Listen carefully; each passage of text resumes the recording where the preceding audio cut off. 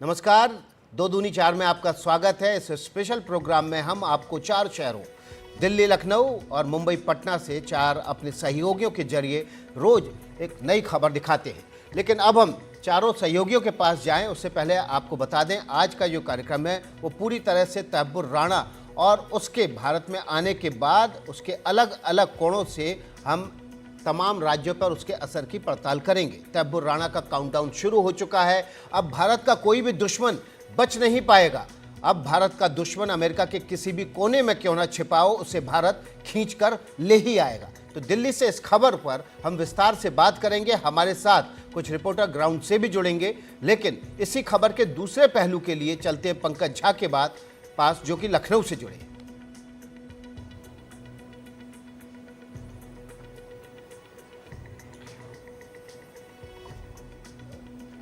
मुंबई बम धमाकों के आरोपी तहब्बुर राणा को आज भारत लाया जा रहा है, लेकिन अब इसका धीरे धीरे असर देश के दूसरे राज्यों में भी राजनीति के लिहाज से देखा जाने लगा है। बीजेपी इसे नए भारत का संकल्प बता रही है, इसे मोदी सरकार के शौर्य की पराकाष्ठा बता रही है। और जहां लोकसभा चुनाव में पिछड़ने के बाद से बीजेपी यूपी में एक तरीके से हिंदू वोटरों को एकजुट करने में जुटी है और समाजवादी पार्टी पीडीए के नाम पर एक तरीके से पिछड़े दलित और अल्पसंख्यक को जोड़ने में लगी। इसी बहाने बीजेपी तहब्बुर राणा को भारत लाए जाने को लेकर के एक जश्न मना रही है और उसी के राजनीतिक पहलुओं पर हम बात करेंगे। लेकिन उससे पहले चलते हैं मुंबई।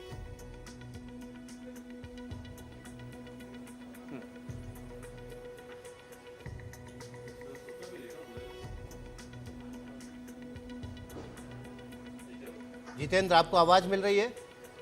मुंबई पर हुए आतंकी हमले में पाकिस्तानी भूमिका सामने नहीं आ पाती अगर उस रात अजमल आमिर कसाब को जिंदा नहीं पकड़ा जाता। मुंबई के गिरगांव चौपाटी इलाके में एक एनकाउंटर हुआ था जिसमें अजमल कसाब को जिंदा पकड़ा गया और उसी से पूछताछ में पता चला कि इस पूरी साजिश में पाकिस्तान की क्या भूमिका है।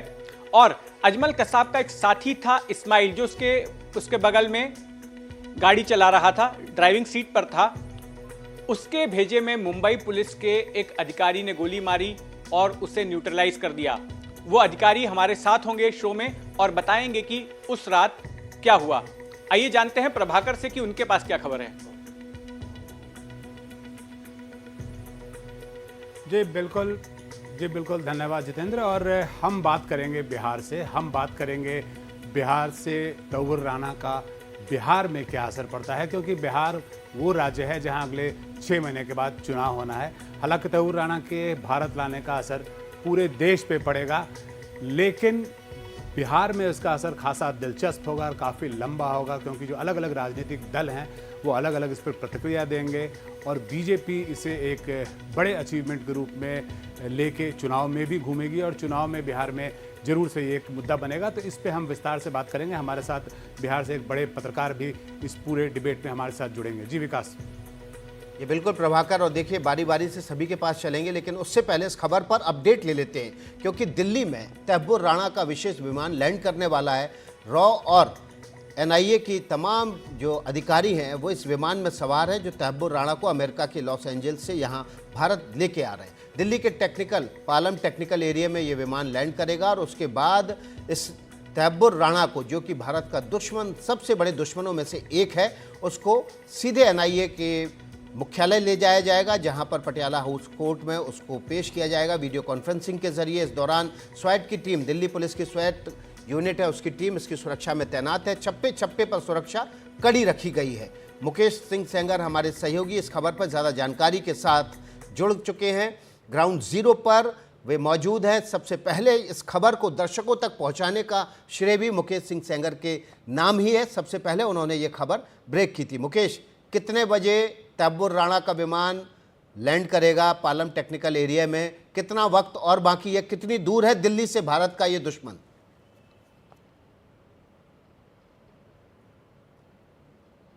देखिए, कुछ देर पहले जो हमारे टॉप सोर्सेस है उससे मेरी बात हुई है, तो अब तक की जानकारी के हिसाब से ये बताया गया है कि लेट आफ्टरनून यानी कि दोपहर के बाद किसी भी वक्त तहब्बुर राणा लैंड करेगा। और ये भी जानकारी मिली है एनडीटीवी को सोर्सेस से कि तहब्बुर राणा जो पालम टेक्निकल एरिया है जहाँ पर मैं खड़ा हूँ, यहीं पर वो लैंड करेगा।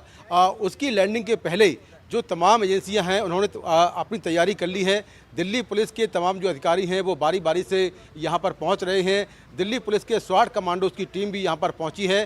तहब्बुर राणा जैसे ही लैंड करेगा उसको मल्टी लेयर सिक्योरिटी दी जाएगी और यहाँ से उसको जो दिल्ली पुलिस की गाड़ियों का काफिला है वो यहाँ से उसको लेकर निकलेगा, जिसमें दिल्ली पुलिस की गाड़ियाँ उसको एस्कॉर्ट करेंगी और राणा को जैसे ही यहाँ से NIA मुख्यालय ले जाया जाएगा वहाँ पर आधिकारिक तौर पर NIA उसको अपने केस में गिरफ्तार करेगी। उस पर 2009 में NIA ने टेरर फंडिंग और लार्जर कॉन्स्पिरेसी जो कि मुंबई हमलों को लेकर थी उसका केस दर्ज किया था और 2011 में इस पूरे मामले में तहब्बुर राणा के खिलाफ जो है कोर्ट में चार्जशीट भी पेश कर दी थी, लेकिन तहब्बुर राणा देश से बाहर था इसलिए इस मामले का ट्रायल नहीं हो सका था। तो अब राणा के आने के बाद इसका ट्रायल शुरू होगा। तो यहाँ पर पालम एयरपोर्ट पर तैयारियाँ पूरी हो गई हैं और आप देखिए सामने ये पालम टेक्निकल एरिया है। 3 बजे यहाँ पर देश के रक्षा मंत्री राजनाथ सिंह लैंड करने वाले हैं, उनका काफिला भी यहाँ से गुजरेगा और उसके बाद ये माना जा रहा है कि जो अमेरिका से विशेष विमान आ रहा है वो विमान यहाँ पर लैंड करेगा और जैसे ही वो लैंड करेगा दिल्ली पुलिस के स्वाट कमांडोज तहब्बुर राणा को अपने सुरक्षा घेरे में ले लेंगे।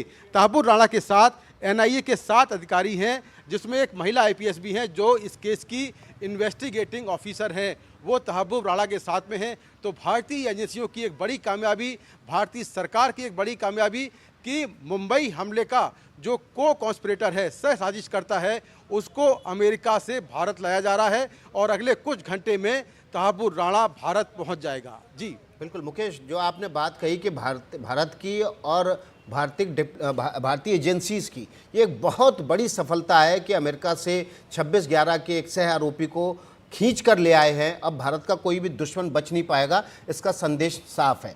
लेकिन अंतर्राष्ट्रीय स्तर पर अमेरिका से किसी अपराधी को जिसने हमारे देश में अपराध किया उसको खींच कर लाने के और क्या संदेश छिपे हैं?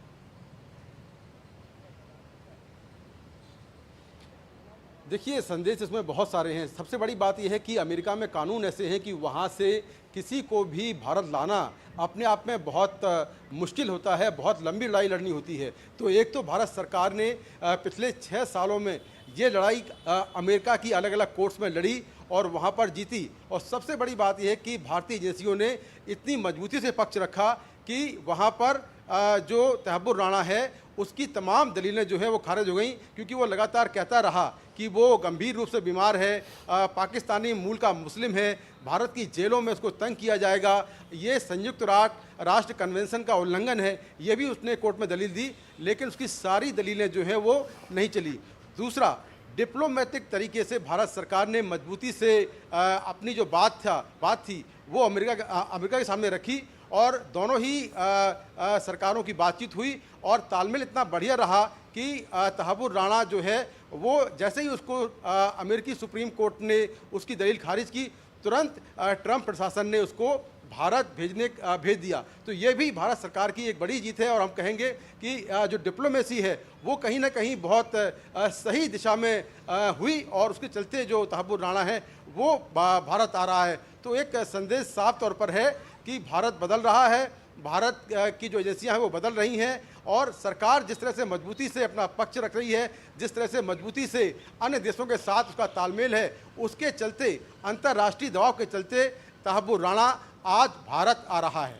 जी बिल्कुल मुकेश तहेंगर जो बता रहे हैं कि भारत की बढ़ती ताकत का ये एक तरह से नज़ारा है कि दुनिया के किसी भी कोने में अगर भारत में अपराध करने वाला अपराधी छिपा है तो बच नहीं पाएगा, भले ही वो अमेरिका से ही क्यों ना हो। इससे पहले भी हमने पिछले कुछ सालों में देखा कि दुनिया के अलग अलग देशों से अपराधियों को भारतीय एजेंसियां उठाकर वहां से भारत ले आईं और उनको कानून के शिकंजे में जकड़कर उनको सज़ा दिलवाई गई। अब अमेरिका भी ऐसा देश बन गया है जहां से अपराधी छिप नहीं पाएंगे, बच नहीं पाएंगे। और उसका नतीजा ये है कि तमाम जो भारत में अपराध या दहशत फैलाने की कोशिश अमेरिका या कनाडा में बैठ के करते हैं वो भी अब बिल में छिपे हुए हैं। इस खबर पर विस्तार से बाद में बात करेंगे, लेकिन उससे पहले जितेंद्र दीक्षित के पास चलते हैं। उनके पास एक खास मेहमान है, वो खास मेहमान जिन्होंने 26/11 के इस हमले के तार पाकिस्तान से किस तरह से जुड़े हैं, इस पूरे आतंकी हमले की साजिश को बताने वाले उस कसाब को जिंदा पकड़ा था, वही अधिकारी, पुलिस अधिकारी इस समय जितेंद्र दीक्षित के साथ हैं।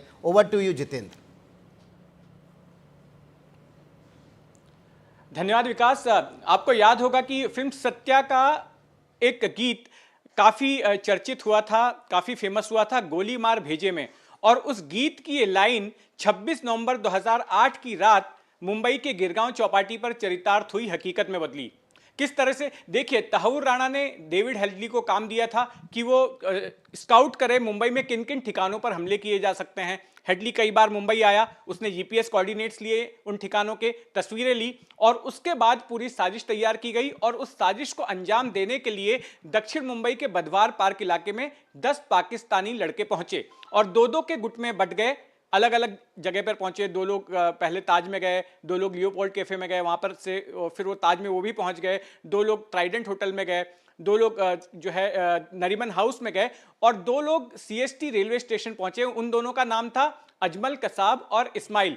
सीएसटी स्टेशन पर खून खराबा करने के बाद वे कामा अस्पताल की गली में गए, जो कि सामने की तरफ ही थी। वहां पर उन्होंने उस गली के भीतर एक क्वालिस वैन में 3 बड़े पुलिस अधिकारी सवार होकर निकल रहे थे।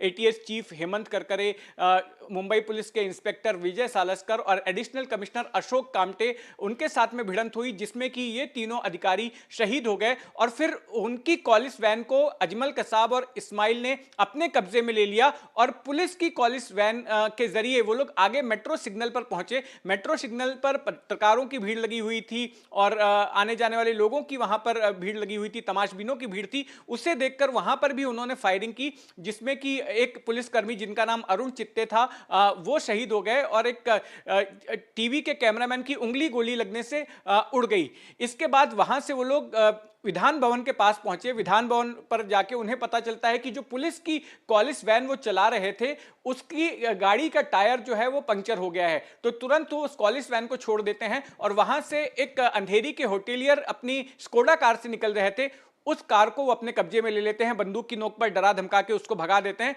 और इस स्कोडा कार से वे लोग मलाबार हिल की तरफ निकले, मरीन ड्राइव का रास्ता पकड़ के। लेकिन मरीन ड्राइव पर ही मुंबई पुलिस की एक टीम ने, डीबी मार्ग पुलिस थाने की टीम ने उन्हें रोक लिया और वहां पर एक एनकाउंटर हुआ। वो एनकाउंटर कैसे हुआ, उस एनकाउंटर में शामिल एक अधिकारी हेमंत बावधनकर इस वक्त मेरे साथ में मौजूद हैं।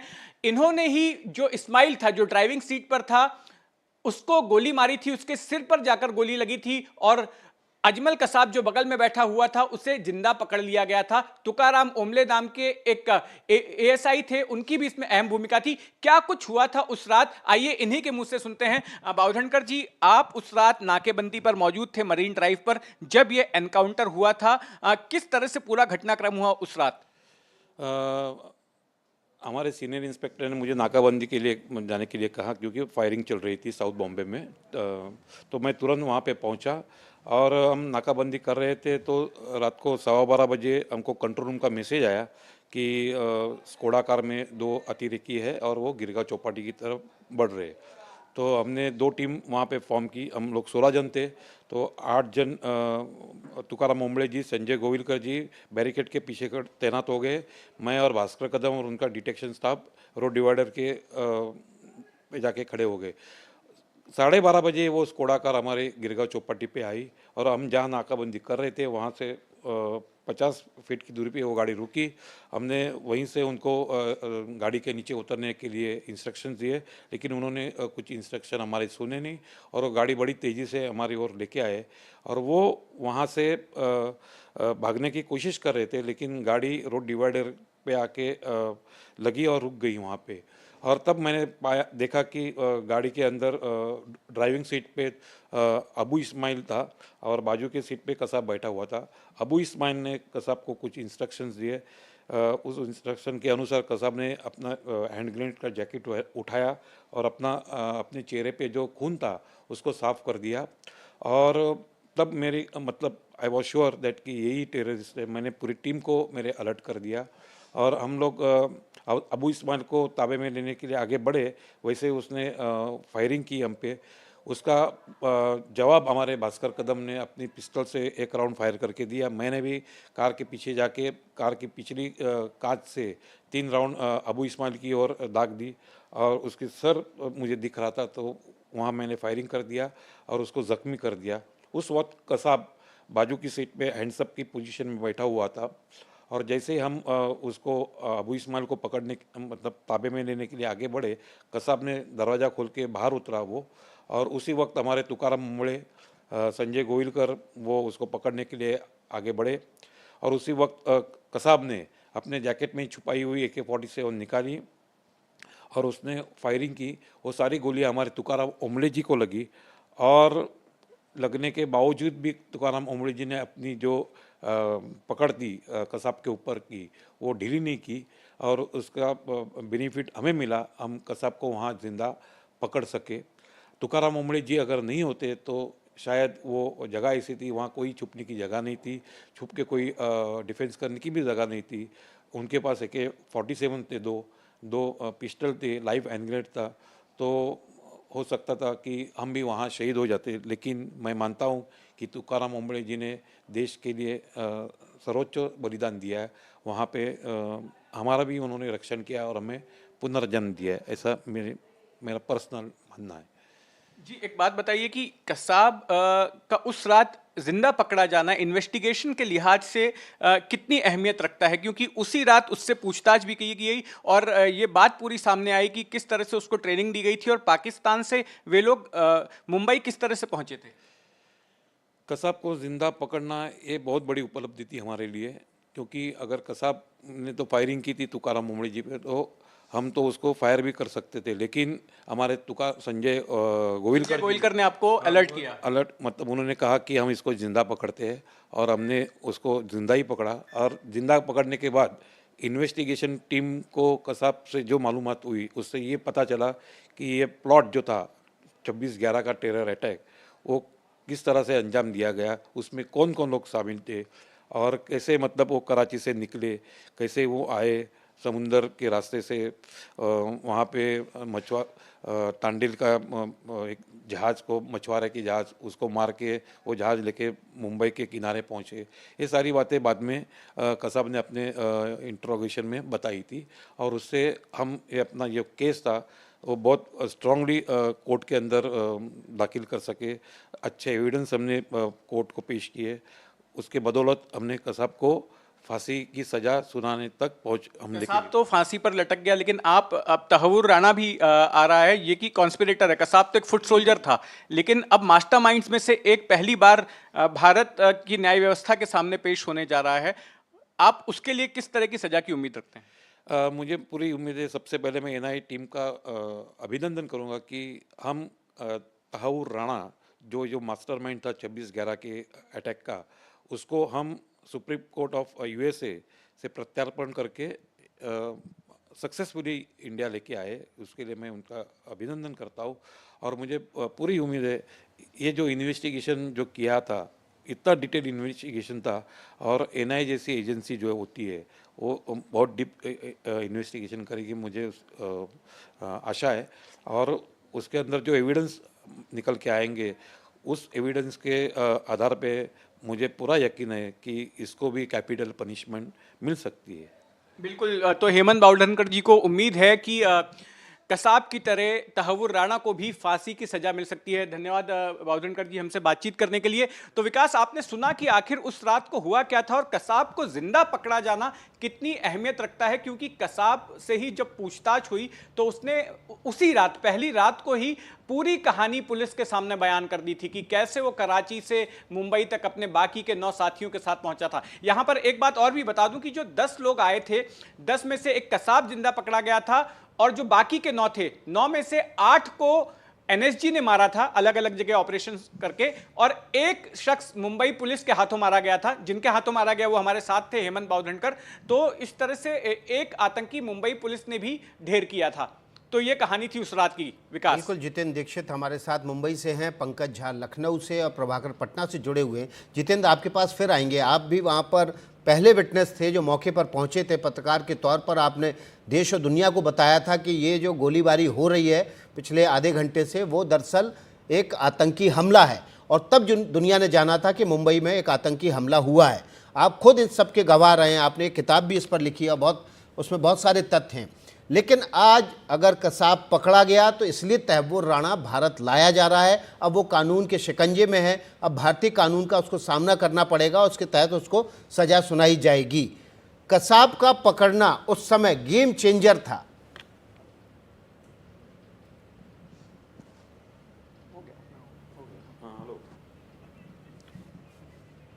जितेंद्र से लगता है हमारी आवाज़ कुछ डिस्कनेक्ट हुआ है। हम पंकज झा की तरफ पास चलते हैं। पंकज झा हमारे साथ लखनऊ से जुड़े हुए हैं, प्रभाकर पटना से जुड़े हुए हैं।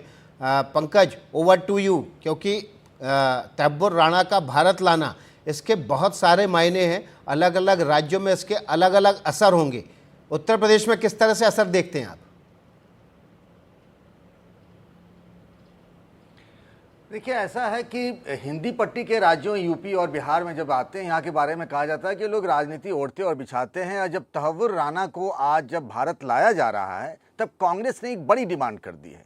कांग्रेस के जो सांसद हैं प्रमोद तिवारी, जो यूपी से ही आते हैं, उन्होंने कहा है कि बीजेपी सरकार को, पूरे देश से बीजेपी को माफ़ी मांगनी चाहिए कि आखिर 11 साल की देरी से वो तहव्वुर राणा को भारत ला रहे हैं। और ये भी कहा कि कांग्रेस की सरकार के समय ही तहव्वुर राणा और जैसे आरोपियों की पहचान हुई थी और कानूनी प्रक्रिया भी शुरू हो गई थी। इसी मुद्दे पर बात करने के लिए हमारे साथ हैं बीजेपी के प्रवक्ता राकेश त्रिपाठी। राकेश जी, प्रमोद तिवारी कह रहे हैं कि माफ़ी मांगिए देश से, तहव्वुर राणा को लाया जा रहा है, इतनी देर कर दी आपने, इतनी देर हो गई कि अंधेर हो गई। शर्म नहीं आती है कांग्रेस पार्टी को ये बात कहते हुए? जब मुंबई पर अटैक हुआ था तो शिवराज पाटिल उस समय देश के गृह मंत्री थे। 3 बार कपड़े बदल रहे थे, वो कपड़े बदल बदल करके वो घटनास्थल पर पहुंच रहे थे। क्या किया था उस समय तत्कालीन कांग्रेस की सरकार ने? कांग्रेस की सरकार हाथ पर हाथ धरे बैठी थी। ये अगर हमला कहीं नरेंद्र मोदी सरकार के समय हुआ होता तो पूरी दुनिया अंजाम देखती। 11 आतंकियों के साथ हमने क्या किया? 11 साल लगे। निश्चित तौर पर देखिए, न्याय की प्रक्रिया कई बार विलंबित होती है, लेकिन न्याय देने का काम करेंगे।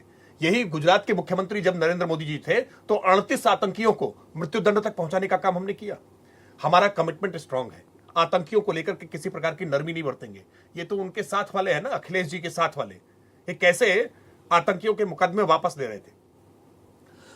21 आतंकियों के मुकदमे वापस ले रहे थे। अब इसमें भी आप वोट वाली फसल उगाने में लग गए। ये तहव्वुर राणा को लाया जा रहा है तो इसमें भी पॉलिटिक्स? नहीं, पॉलिटिक्स की बात नहीं है, ये इनका चरित्र है। आतंकियों को लेकर के नरमी बरतते हैं। हम कोई कमिटमेंट नहीं दे सकते। हमारे लोग मारे गए थे। मुंबई आतंकी जैसा हमला देश की आत्मा पर हमला था। कांग्रेस चुपचाप हाथ पर हाथ धरे बैठी थी। देश में लगातार आतंकी हमले होते थे। और दाऊद इब्राहिम, वो भी आएगा बाहर। बड़ी बड़ी बातें की गई थी बीजेपी की तरफ निश्चिंत से। रहिए, किसी आतंकी को छोड़ने वाले नहीं है। ये नरेंद्र मोदी जी भारत मां के सपूत हैं। भारत मां पर जिसने भी अपनी आंखें तिरछी की हैं, उनको मुकाम तक पहुंचाएंगे, अंजाम तक पहुंचाएंगे। पर दाऊद इब्राहिम के बारे में बात नहीं करेंगे। गुर्गे तो एक एक करके आ ही रहे, आप निश्चिंत रहिए। और आजकल तो अज्ञात हमलावर जो है ना, उससे भी बहुत परेशान है, आप निश्चिंत रहिए। दाऊद इब्राहिम भी अपने उसी दोजख तक पहुंचेगा जहां उसे पहुंचना चाहिए। हम बिल्कुल कोई नरमी नहीं बरतने वाले। जो प्रयास करने हैं वो सारे प्रयास कर रहे हैं। राकेश जी, थोड़ी सी इनकी, लेकिन उससे पहले हम सुन लेते हैं कि कांग्रेस के सांसद प्रमोद तिवारी ने क्या कहा, जिसके बारे में हम उनसे चर्चा कर रहे थे, और बीजेपी के प्रवक्ता शहजाद पूनावाला ने उसका क्या जवाब दिया है। 26/11 का ये क्रूर आतंकी जिसने प्लान किया था, कांग्रेस की सरकार ने चिन्हित करके लाने की प्रक्रिया शुरू कर दी थी। 26/11/2008 और आज है 10 अप्रैल 2025। इसमें 11 साल मोदी जी आपके हैं, आपकी सरकार के हैं, तो जिसे हमने चिन्हित कर लिया था, 11 साल लग गए आपको लाने में। माफी मांगनी चाहिए देश से। मैं इतना जरूर कहूंगा कि आतंकवादियों के खिलाफ भाजपा का ट्रैक रिकॉर्ड बड़ा कमजोर और बुज़दिल रहा है। हमने तो जरूरत पड़ी तो आतंकवाद के सामने इंदिरा गांधी और राजीव गांधी को कुर्बान किया है। भारत ना आतंकियों को कभी भूलेगा, ना भारत इन आतंकियों को कभी माफ करेगा। चाहे पाताल ही सही, हम पाताल में भी घुसकर आतंकियों की गर्दन पर हाथ रखकर उन्हें खींचकर न्याय के पथ पर लाने का दमखम रखते हैं। ये उस नए भारत के संकल्प का प्रतिबिंब है। ये भारत की आज की जो है संकल्पित एक मानसिकता है। तो देखिए, तैब्बुर राणा अभी भारत पहुंचा नहीं है, लेकिन उससे पहले राजनीति शुरू हो चुकी है। पंकज झा के साथ राकेश त्रिपाठी बीजेपी के प्रवक्ता हैं। पंकज झा, ऐसा लग रहा है कि राकेश त्रिपाठी को ये ज्ञात है कि जो अज्ञात हमलावर हैं, जिनसे पाकिस्तान में बैठे दाऊद इब्राहिम और तमाम आतंकी परेशान हैं, वो इनको ज्ञात है कौन है? हाँ, इस बार को लेकर बहुत चर्चाएं होती रहती हैं। राकेश, अभी आप बात कर रहे थे ना कि पाकिस्तान में, कनाडा में जिस तरह की आप कह रहे थे ना अज्ञात हमलावर, मतलब वो सब क्या आपकी बीजेपी सरकार के जानने वाले हैं, आपकी एजेंसीज के लोग हैं? अभी आप कह रहे थे उन पर भी हमले हो रहे हैं। नहीं, मैं देखिए, अज्ञात हमलावरों को लेकर के आज विपक्ष के मन में बेचैनी जरूर रहती है। उन आतंकियों के खैरख्वाहों के मन में बेचैनी भाई, जरूर विपक्ष अगर कोई सवाल उठाता है तो उसकी मर्यादित तरीके से सुननी भी चाहिए। ये मानेंगे ना कि 11 साल की देरी हुई, दाऊद इब्राहिम पे बात नहीं होती, तो आप घूमकर अखिलेश यादव पर चले जाते हैं। अजमल आबिद कसाब को बैठाकर बिरयानी ये खिला रहे थे, हर मामले में आतंकियों के प्रति हमदर्दी ये जता रहे थे, आतंकियों को सीधे सीधे छोड़ने की वकालत कर रहे थे। याद करिए ना, उत्तर प्रदेश की राजनीति में रिहाई मंच जैसे संगठन बन गए थे और बाकायदा ट्रेनें बुक करके दिल्ली में ले जाकर के बैठाते थे। याद करके देखिए ना कि कैसे उस समय मोहन शर्मा की एनकाउंटर के मृत्यु के बाद आरोप लगाया जा रहा था इंस्पेक्टर के ऊपर, और उन आतंकवादियों के प्रति इतने आंसू गिर रहे थे सोनिया जी के कि वो सलमान खुर्शीद का रुमाल भीगा जा रहा था। आतंकियों की मृत्यु पर आंसू बहाने वाली है कांग्रेस पार्टी, ये अब नाटक करना बंद करे। याद नरेंद्र मोदी सरकार की एक बड़ी सफलता है कि हमने अमेरिका के साथ प्रत्यर्पण संधि पर बात करके हम इस देश के दुश्मन को हम भारत की धरती पर लेकर आ रहे हैं। पर इस पर राजनीति भी करनी, जिस तरीके से आप ये दिखा रहे हैं कि मोदी सरकार नहीं कह रही, पूरे देश की जनता आपके साथ है, इसमें छाती फुला करके और फिर उसके बहाने वोट पाने वाली ये कौन सी राजनीति? नहीं, देखिए, वोट तो पाने के लिए मुझे लगता है कि मुद्दे बहुत सारे हैं, लेकिन देश के ऐसे मसलों पर अगर कांग्रेस सरकार अच्छा काम करती तो हम उसके साथ भी खड़े होते। दुर्भाग्यपूर्ण यह रहा है कि कांग्रेस की सरकार के समय में देश की सीमाएं असुरक्षित हुई, देश के भीतर आंतरिक सुरक्षा खतरे में पड़ी। देखिए, बंबई धमाका एक अकेला नहीं है, आज सीरियल लगातार ब्लास्ट होते थे, सिलसिलेवार तरीके से ब्लास्ट होते थे, और कार्रवाई के नाम पर शून्य। जो आतंकी पकड़े जाते थे, जो सुरक्षा बल उनको पकड़ते थे, उनको छोड़ने की वकालत करने लगते थे। इसलिए मैं उत्तर प्रदेश के मुख्यमंत्री रहे अखिलेश यादव का जिक्र करना था कि वर्ष 2013 में कैसे उन्होंने उस समय 7 जिलों में 14 मुकदमे दर्ज थे, 21 आतंकवादियों को। कोर्ट ने इसकी इजाजत नहीं तो हाईकोर्ट ने रोक लिया। बताऊं, बहुत बहुत धन्यवाद राकेश त्रिपाठी। लेकिन एक बात आपको यह भी बताऊं कि विपक्ष की तरफ से कुछ ऐसे नेता हैं जो इस बड़े फैसले को लेकर के उसका स्वागत भी कर रहे हैं। शरद पवार वाली एनसीपी गुट के नेता माजिद मेनन का मैंने बयान सुना, उन्होंने कहा है कि एक बड़ी डिप्लोमेसी की एक बड़ी जीत है भारतीय सुरक्षा एजेंसी की। लेकिन हाँ, ये भी सही है कि इसको लेकर के विपक्ष की तरफ से भी सवाल उठने लगे हैं।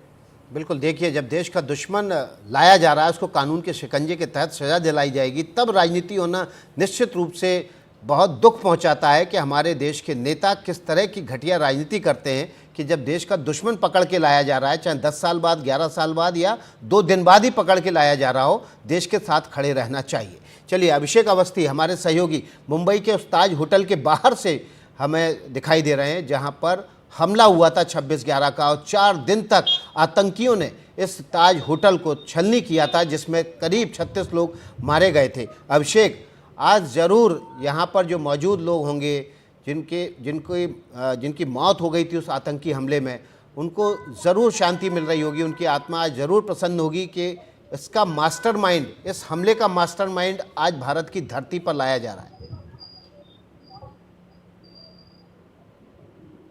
जाहिर तौर पर जिस तरीके से हमला हुआ, उसका प्रमुख केंद्र अगर मैं बताना चाहूँ तो मेरे पीछे आप देख सकते हैं, ये ताज होटल है जो उस समय हमले का प्रमुख केंद्र था। तकरीबन 50 घंटे से ज्यादा यहाँ पर आतंकियों ने आतंक मचाया। जो वहां पर गेस्ट मौजूद थे और साथ ही स्टाफ, उनको बंधक बनाकर रखा गया। और कहीं ना कहीं जिस तरीके से हमने वो तस्वीरें अभी हमें याद करते हैं तो रोंगटे खड़े हो जाते हैं कि ताज होटल के एक हिस्से पर जो जलता हुआ हिस्सा हमें अभी भी याद आता है। एक कोने में बम फेंका जा रहा है, एक कोने में गोलियों की आवाज हो रही है, और साथ ही साथ हम देखते हैं किस तरीके से मुंबई पुलिस और एनएसजी के जवान यहां पर हर वो मुमकिन कोशिश कर रहे हैं कि एक भी गेस्ट और एक भी स्टाफ मेंबर की जान न जाए, उन्हें बचाया जाए। लेकिन एक तरीके से जो ऑपरेशन 50 घंटे के ज्यादा चला, उसके बाद हमने हमारे जवान भी खोए, और जिस तरीके से आप बता रहे थे 36 लोगों की मौत हुई, लेकिन उन्हें न्याय नहीं मिला। हालांकि एक मोहरा था अजमल कसाब, जिसे फांसी पर चढ़ाया गया, 9 आतंकी मारे गए, लेकिन जो मास्टरमाइंड तबूर राना, वो अब तक मुंबई नहीं लाया गया था, जबकि उसका नाम साफ तौर पर, जिस तरीके से डेविड कोलमैन हेडली ने जो सुनवाई के दौरान बताया, उसके चलते जो प्रत्यर्पण की प्रक्रिया चालू हुई वो आज अमल में आ रही है। और अगर हम किसी भी विटनेस को पूछे या जिन्होंने अपनों को खोया है, वो यही कहते हैं कि आज वो सही न्याय हमें मिल रहा है, वो लाया जाएगा, उसको कोर्ट में पेश किया जाएगा, ट्रायल चलाया जाएगा, और उसे कहीं ना कहीं फांसी की सजा तो होनी ही चाहिए। ऐसी मांग तमाम आई विटनेस कहे या जिन्होंने अपनों को खोया है वो कह रहे हैं। और यही वो ताज होटल है जिसने वो सब देखा उस दिन, जो 26/11 का मंजर, 3 दिन तक आतंकी जिस तरीके से यहां पर अंदर आतंक मचा रहे थे, 36 लोगों की जान गई। ऐसे ही आसपास के तमाम इलाकों में हमला किया गया, सीएसटी स्टेशन कहे, कामा हॉस्पिटल कहे,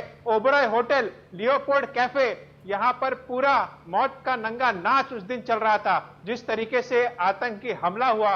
लेकिन आज वो सभी लोग जो आई विटनेस थे, जिन्होंने अपनों को खोया, एक आस में कि न्याय हमें मिलेगा, भले देरी से मिल रहा है, लेकिन वो खुशी है कि आज तबूर राना मुंबई लाया जाएगा और उस पर केस चलाया जाएगा और फांसी देने की मांग हर जगह से उठ रही है। जी, तो कानून के हाथ लंबे होते हैं, ये कहावत थी, और अमेरिका तक कानून के हाथ पहुंचे हैं और वहां से एक भारत के अपराधी और मुंबई के 26/11 हमले के आरोपी को पकड़कर एजेंसियां ले आई हैं। प्रभाकर, बिहार में चुनाव है, राजनीति उत्तर प्रदेश में शुरू हो गई है तब्बुर राणा के भारत आने से पहले, बिहार क्या कह रहा है? ये देखिए, बिहार ने अभी कहना शुरू नहीं किया है विकास, लेकिन बिहार कहेगा और बहुत कुछ कहेगा, क्योंकि बिहार वो प्रदेश है जहां अगले 6 महीने बाद चुनाव होना है और इस साल केवल बिहार में ही चुनाव है। जब इनके प्रत्यर्पण की बात हो रही है, तब्बुर राणा के प्रत्यर्पण की बात हो रही है, और हमने सुना कि कांग्रेस प्रवक्ता क्या कह रहे हैं। आप अभी से 1 महीने के बाद सोचिए कि जब मंच से बीजेपी और जेडीयू के नेता इस बात पे गर्व करेंगे और इस बात के क्रेडिट लेने की कोशिश करेंगे कि कैसे उनकी सरकार ने तब्बुर राणा को 11 साल के बाद, जो कि देश का दुश्मन है, उसे अमेरिका से खींच के लाया, तो जो विपक्षी पार्टी हैं इसका जवाब जरूर देंगी। और वो जो जवाब होगा, वो जो आप प्रमोद तिवारी का वक्तव्य सुन रहे थे, शायद उससे भी खतरनाक हो, उससे भी दिलचस्प हो, और बहुत सारे जवाब ऐसे भी हो सकते हैं कि आपका सर शर्म से झुक जाए। लेकिन बिहार में तब्बुर राणा चुनाव के मैदान में एक मुद्दा होगा, इस बात में कोई शक नहीं है। और जैसे जैसे चुनावी गर्मी बिहार में बढ़ेगी, वैसे वैसे तब्बुर राणा का मुद्दा भी गरमाएगा और इस पर आपको एक से एक दिलचस्प वक्तव्य सुनने को मिलेंगे। इसका पूरा इम्पैक्ट बिहार में क्या होगा, ये जानने के लिए हमारे साथ एक विशेष मेहमान भी जुड़े हुए हैं। दीपक कुचसगवे हैं, बहुत सीनियर जर्नलिस्ट हैं और बिहार पे खासा पैनी नज़र रखते हैं वो, और उन्होंने बिहार की राजनीति को बहुत करीब से देखा है। उन्होंने उन दलों को भी देखा है जो सो कॉल्ड सेकुलर दल हैं, उन दलों को भी देखा है जो कि राइट विंगर्स माने जाते हैं, और जब चुनाव कैंपेन होता है तो उस पर भी वो काफ़ी अच्छी पकड़ रखते हैं। वो जानते हैं कि कौन दल किस मुद्दे पे क्या स्टैंड ले सकता है। तो दीपक जी से भी बात करके पहले समझने की कोशिश करते हैं कि तब्बुर राणा जो है वो बिहार चुनाव में मुद्दा हो सकता है कि नहीं। दीपक जी, बहुत बहुत धन्यवाद हमसे जुड़ने के लिए। सवाल मेरा वही था आपसे कि तब्बुर राणा जो है वो एक ऐसा मुद्दा है, उसे भारत लाया गया, 11 साल के बाद लाया गया, और हर भारतवासी को इस पर गर्व होना चाहिए। ये डिबेट के परे है, ये राजनीति के परे है। लेकिन आपको लगता है क्या कि कल जब चुनाव प्रचार बिहार में शुरू होगा तो तब्बुर राणा एक मुद्दा होगा, और सबसे जो इस पर दुखद पहलू ये होगा कि जो पार्टियां हैं, पॉलिटिकल दल हैं, जो राजनीतिक दल हैं, वो इस पर बटी हुई दिखेंगी। आतंकवाद के खिलाफ यह बड़ी जीत, और इसे हर भारतवासियों को कबूल करना चाहिए, और लोग कबूल कर रहे हैं। ऐसी बात नहीं है कि बिहार में इस गिरफ्तारी को, इस राणा को लाने को लेकर यानी खुशी है, और लोग इस बात को समझ रहे हैं। बीच में नेता आ जाते हैं, पार्टियां आ जाती हैं, तो एक 10 साल 12 साल से ये स्टाइल चला हुआ है नेताओं का, बिहार में भी, चाहे उत्तर प्रदेश में, जहाँ भी। तो अगर बात हो रही है तो उसमें coordination between government and opposition नहीं होता।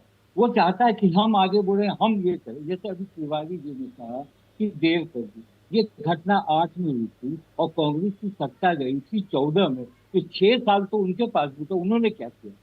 और जब वो 6 साल में वो नहीं ला पाए राणा को और वो बड़ी कार्रवाई नहीं कर पाए, तो अब ये किस तरह की घटना है? बिहार का जो चुनाव है, देखिए मंच अब सजेगा। बिहार में आपको इस तरह के चुनाव में आपने अभी देखा वक्फ बोर्ड के संशोधन बिल को लेकर बिहार में क्या हो रहा है, बिहार में किस तरह की स्थितियां पैदा हो रही हैं। अभी वक्फ बोर्ड को लोगों ने कुछ पढ़ा भी नहीं है कि क्या है नहीं है, मगर ये सुप्रीम कोर्ट तक चले गए। अब ये जो मुनव्वर राणा है, ये आप क्या समझते हैं कि बिहार के, आपने सही कहा प्रभाकर जी, बिहार के मंच पर ये सजेगा और चाहे वो प्रधानमंत्री हो, चाहे वो राहुल गांधी हो, चाहे वो अन्य दल के लोग हों, उसको पक्ष और विपक्ष, आरोप और प्रत्यारोप चलेगा। जनता को इससे कोई लेना देना नहीं है। आतंकवाद के खिलाफ जनता इसे मानती है। आपने ये जो 26/11 की जो घटना बिल्कुल थी, दीपक जी, दीपक जी, मेरा वही सवाल था कि देखिए आज ये घटना हो रही है, तब्बूर राणा आज भारत लाए जा रहे हैं और वक्तव्य आने शुरू हो गए हैं। अभी जो वक्तव्य आ रहे हैं वो भाजपा की तरफ से आ रहे हैं, बड़े बड़े उनके जो नेता हैं वो वक्तव्य दे रहे हैं और जाहिर तौर पे जो विपक्षी दल हैं, जो विपक्षी नेता हैं, वो उसका जवाब देंगे और वो जवाब देने में वो सीमाएं भूल जाते हैं कि कहाँ तक उन्हें जवाब देना है।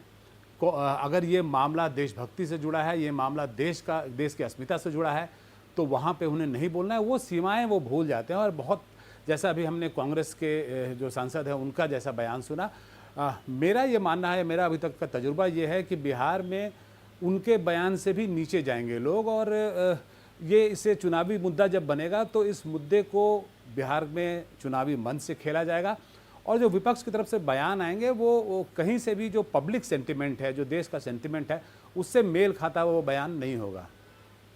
जी, आप मानते हैं इस बात को?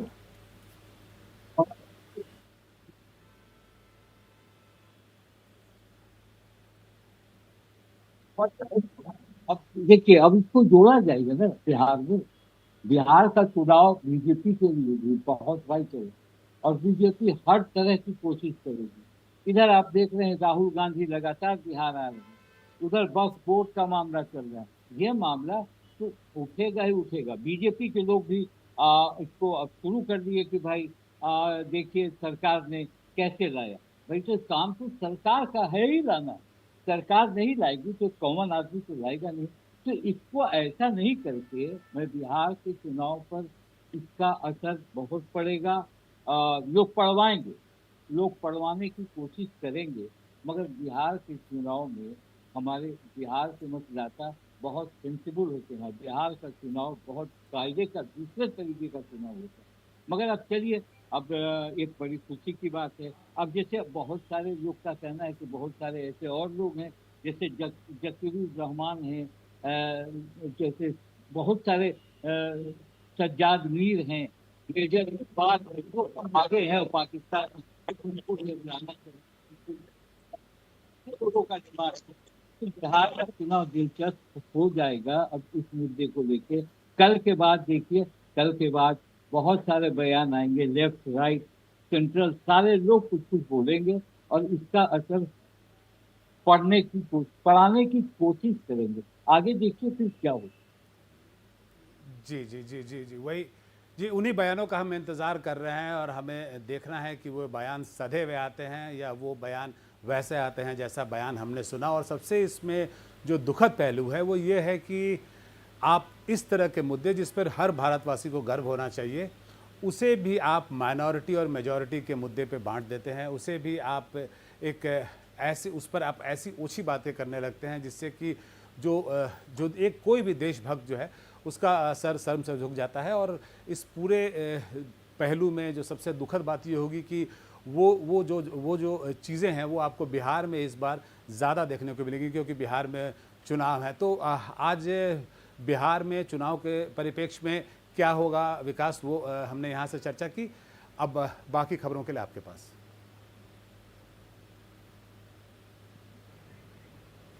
तो देखिए, तब्बुर राणा को दिल्ली लाया जा रहा है। अब से कुछ देर बाद उसके विशेष विमान की लैंडिंग होगी। इस विमान में एनआईए और रॉ की टीमें हैं और कुछ बड़े वकील भी शामिल हैं। और जैसे ही तब्बुर राणा यहाँ पर लैंड करेगा पालम टेक्निकल एरिया पर, तो सबसे पहले ये खबर हमारे सहयोगी मुकेश सेंगर के जरिए दुनिया देखेगी। मुकेश हमारे साथ ग्राउंड जीरो से जुड़ गए। मुकेश, क्या अपडेट है, कब तक ये विशेष विमान लैंड करेगा और देश का दुश्मन देश की धरती पर होगा?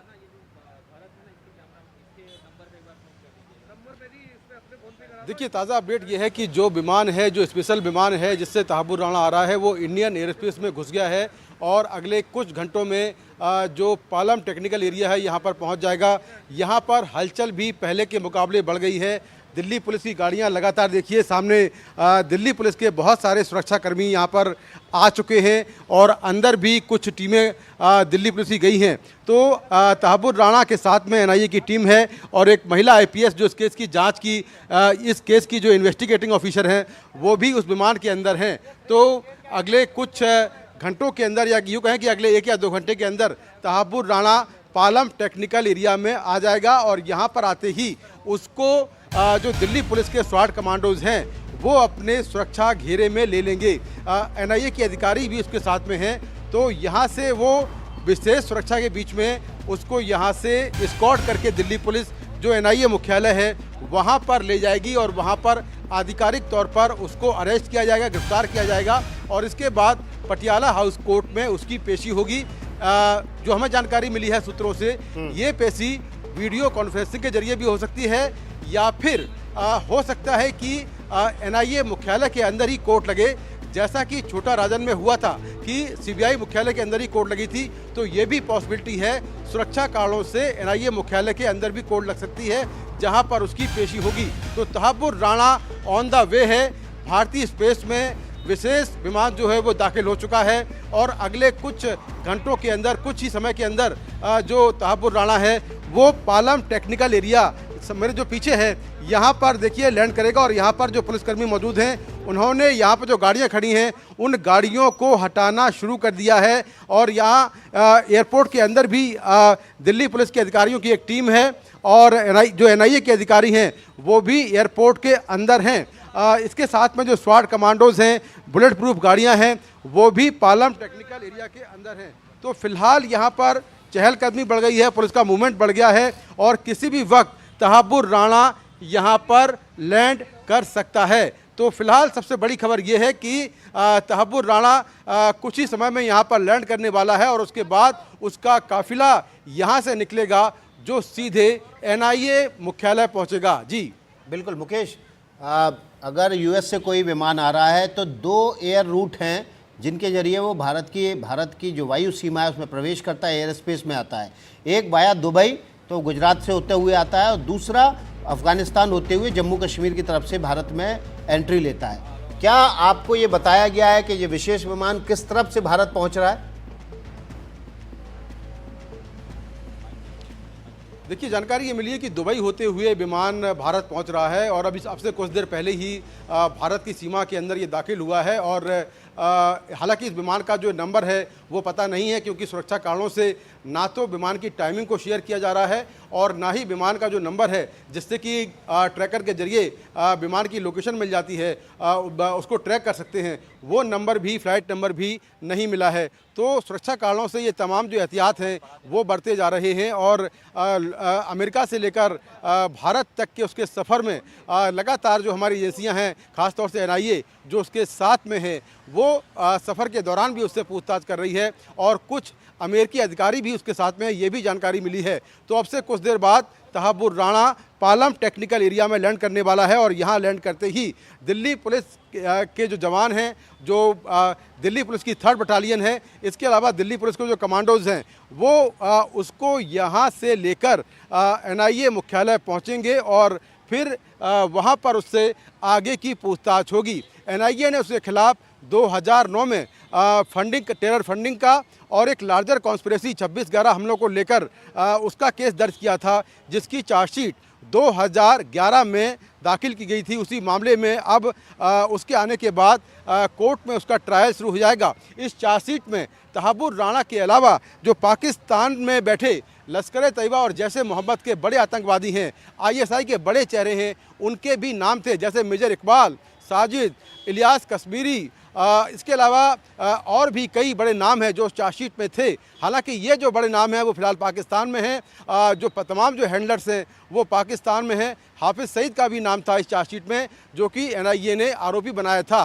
तो यहाँ पर आने के बाद जो NIA है वो उसके खिलाफ जो अब तक सबूत मिले हैं तहाबुर राणा के खिलाफ, उन सबूतों को कोर्ट में रखेगी, जिसमें तहाबुर राणा और डेविड कोलमैन हेडली के बीच में जो मेल पर बातचीत हुई है, दोनों ने आपस में मेल एक्सचेंज किए हैं और कोर्ट बर्ड में बातचीत की है, ये काफ़ी इंपॉर्टेंट एविडेंस है। इसके अलावा डेविड कोलमैन हेडली ने एक अपनी पत्नी को एक ईमेल किया था और उसमें भी कोर्ट बर्ड से बात की थी, जिसमें तहाबुर राणा का जिक्र था। इसके साथ ही डेविड कोलमैन हेडली मुंबई हमलों के पहले और बाद में करीब 9 बार भारत आया और उसने भारत के कई शहरों की रेकी की। इस दौरान उसने तहाबुर राणा से सैकड़ों बार बात की। वो सारे डिटेल भी काफ़ी इंपॉर्टेंट हैं जो कि NIA के पास हैं। डेविड कोलमैन हेडली का जो बयान है, जो स्टेटमेंट है जिसके बेसिस पर तहाबुर राणा को गिरफ्तार किया गया था अमेरिका में, वो काफ़ी अहम बयान है। तो ये सारी चीज़ें जो हैं वो NIA के पास हैं। करीब 208 ईमेल NIA के पास हैं और 130 से ज़्यादा गवाह उनकी गवाही हुई है इस पूरे मामले को लेकर। तो NIA है वो मजबूती के साथ अपने केस को कोर्ट में रखेगी, लेकिन उसके पहले सबसे बड़ी चीज़ है कि कई सालों के बाद 2019 से भारत सरकार इस कोशिश में थी कि तहाबुर राणा को भारत लाया जाए। अलग अलग अदालतों में अमेरिका की ये जो मामले थे वो चल रहे थे, लेकिन फाइनली जो अमेरिकी सुप्रीम कोर्ट है उसने हरी झंडी दी और तहाबुर राणा को हरी झंडे मिलते ही अमेरिका से भेजा गया है।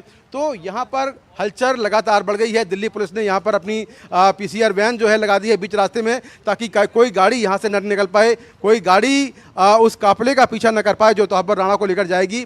और यहाँ पर हलचल बढ़ चुकी है। अभी जानकारी ये मिली है कि तहाबुर राणा किसी भी वक्त यहाँ पर आ सकता है। भारतीय स्पेस में वो दाखिल हो गया है और किसी भी वक्त वो यहाँ पर आ सकता है। जी, मुकेश सिंह सेंगर ग्राउंड जीरो पर मौजूद है, पालम टेक्निकल एरिया के मुख्य द्वार पर, जहां से तहाबुर राणा को लेकर स्पेशल NIA की टीम, स्वेट कमांडो की टीम लेकर तहाबुर राणा को NIA के हेडक्वार्टर लेकर जाएगी। और इस वक्त जो ताज़ा तस्वीरें आप देख रहे हैं, ये पालम टेक्निकल एरिया का एयर बेस है, उसका मुख्य द्वार है, जहां पर मुकेश सिंह सेंगर हमारे सहयोगी ग्राउंड जीरो से इस वक्त सीधा सबसे सीधा समाचार आप तक भेज रहे हैं, सीधी खबर आप तक भेज रहे हैं।